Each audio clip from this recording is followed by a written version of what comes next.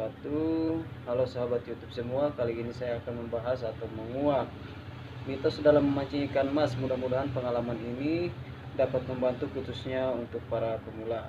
Tapi sebelum kita lanjut ke pembahasan, alangkah baiknya teman-teman semua untuk subscribe dan like serta menekan tombol loncengnya untuk mendapatkan informasi-informasi terbaru dari saya seputar dunia memancing.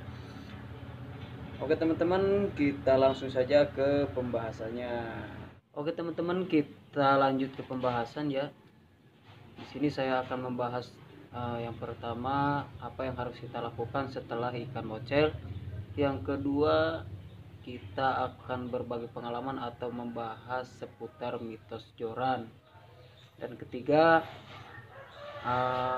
kita akan membahas seputar umpan ikan mas yang maksimal. Yang pertama, apa yang harus kita lakukan setelah kita mengalami mocel ya teman-teman. Ini biasanya yang sering kita temukan, yang sering kita alami, yang sering kita rasakan untuk para pemancing. Solusinya teman-teman, jikalau tarikan pertama kita mengalami mocel, usahakan agar ada penggantian yang memegang joran kita.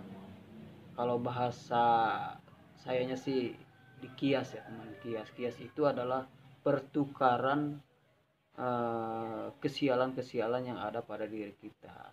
Padahal umpan kita sudah maksimal dan umpan kita itu sebenarnya disukai oleh ikan, tetapi karena ada yang mocel itu adalah salah satu ciri teman-teman, salah satu ciri bahwa kita ini sedang mengalami kesialan, dan selanjutnya ikan-ikan itu akan sulit makan terhadap umpan kita sekalipun umpan kita maksimal. Nah, di sini solusinya adalah ada penggantian pemegang joran. Bisa diganti oleh KD kita, oleh teman-teman kita yang ada di situ.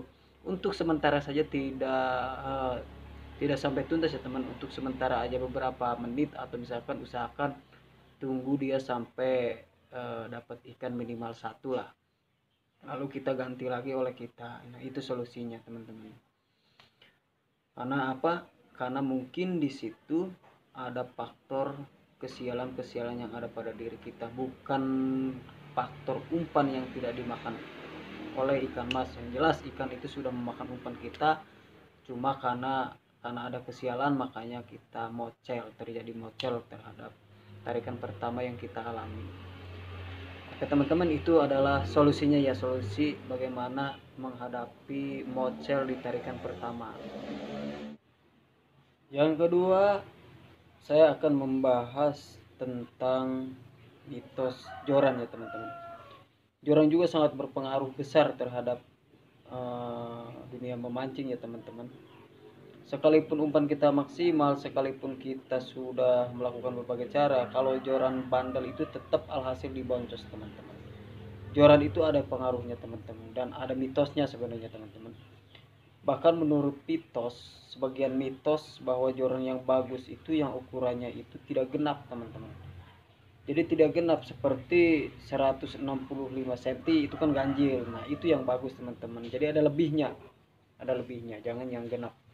Yang kemudian joran juga ada yang bandel. Ini pengalaman saya dari pertama saya membeli joran yang baru teman-teman, sampai berminggu-minggu sering saya gunakan untuk memancing, alhasil tetap diboncos. Sekalipun umpan sudah maksimal, berbagai cara sudah saya lakukan, tetap hasilnya boncos teman-teman, karena jorannya ini bandel.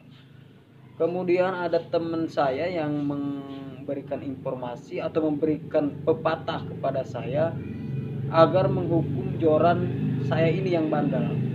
Terus pepatahnya pula ini di luar logika kalau menurut saya, tetapi emang sangat menakjubkan gitu hasilnya.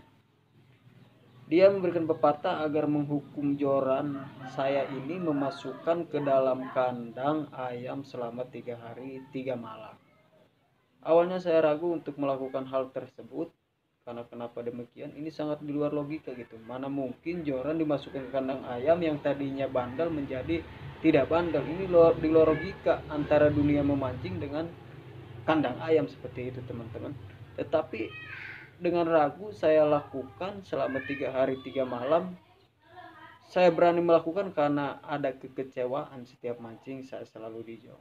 Nah, setelah 3 hari 3 malam saya ambil dan malamnya saya tes untuk meyakinkan bahwa mitos ini benar atau tidak dan ikut lomba harian pada malam harinya. Alhasil teman-teman, sangat menakjubkan, sangat di luar logika pula hasilnya. Yang awalnya joran ini sangat bandel ketika saya gunakan memancing, jangan pun masuk ke ke tahap juara, ingin mendapatkan 1 ekor aja sangat sulit teman-teman. Dan pada malam itu hasilnya itu di luar logika, sangat menakjubkan teman-teman.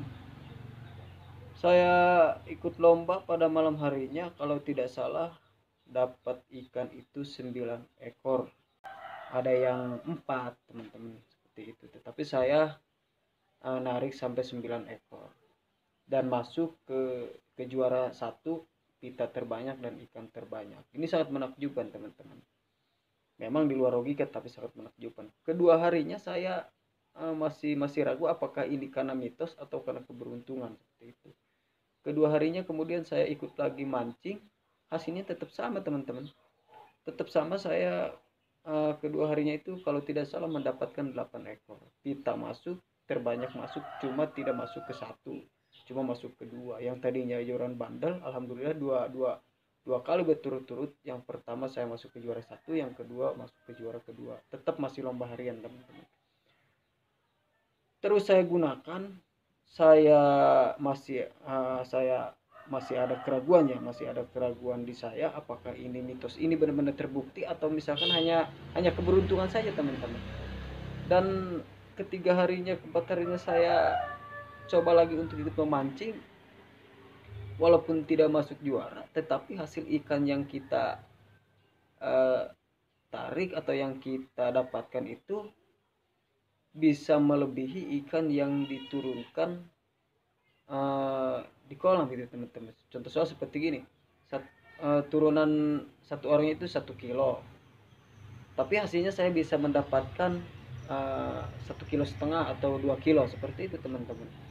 Dan sampai sekarang alhamdulillah jorannya tidak bandel lagi. Setiap saya mancing tidak pernah diboncos gitu teman-teman, tidak pernah diboncos, tidak pernah jong. Sekalipun saya pernah mencoba menggunakan umpan yang seadanya aja, tidak begitu maksimal, akan tetapi alhamdulillah teman-teman hasilnya itu tidak kurang dari ikan yang diturunkan untuk kita gitu kan, seperti itu. Nah, ini adalah salah satu mitos yang sangat di luar logika tetapi hasilnya itu sangat menakjubkan. Silakan teman-teman coba dan teman-teman praktekkan. Kalau tidak percaya teman-teman coba dan langsung praktekkan di balong, apakah misalkan sama kejadiannya dengan apa yang saya rasakan atau sebaliknya. Ini berbagi pengalaman saya teman-teman, karena saya juga sama masih pemula, saya juga sama masih tahap belajar dalam memancing itu. Kalau menurut saya ya teman-teman, dapat juara atau tidaknya itu tidak menjadi masalah. Karena kenapa demikian? Ketika kita lolos mendapat juara itu tergantung rezeki kita. Ya minimalnya ketika kita mancing itu tidak diboncos, itu yang lebih enak teman-teman. Makanya joran juga sangat berpengaruh terhadap dunia memancing atau terhadap memancing teman-teman. Ini yang harus kita lakukan.